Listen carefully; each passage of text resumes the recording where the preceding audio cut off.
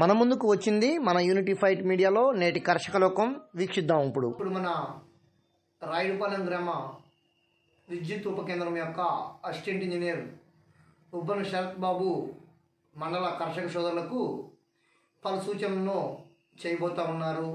ఇటు చిట్ చాట్లో ఆయన ఇప్పుడు మనతో భాగస్వామ్యమై లైవ్లో మాట్లాడనున్నారు. అందరూ వేచి ఉండండి.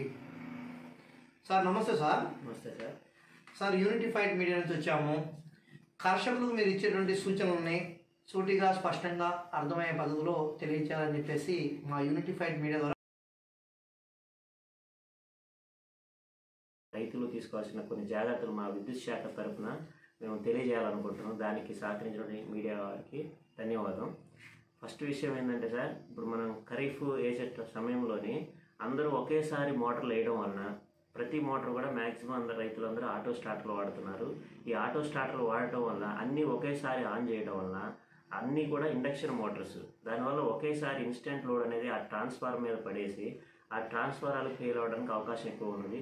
At the same time fuses అనేవి పోవడం జరుగుతుంది. దానివల్ల రైతు సోదరులకు ఇంటరప్షన్స్ అనేవి జరుగుతున్నాయి. ఓవర్లోడ్ అవ్వడం వల్ల ట్రాన్స్ఫార్మర్లు ఫెయిల్ అయ్యే ఛాన్స్ ఉన్నది. At the same time interruptions కూడా వస్తున్నాయి.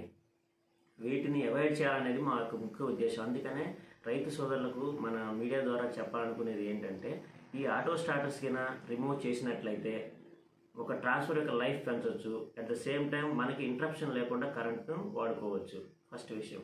రెండోది, ఈ ఆటో స్టార్టర్స్ని రెగ్యులర్గా వాడటం వల్ల ఏమవుతుందంటే మనకు అవసరం లేనప్పుడు కూడా మోటార్లు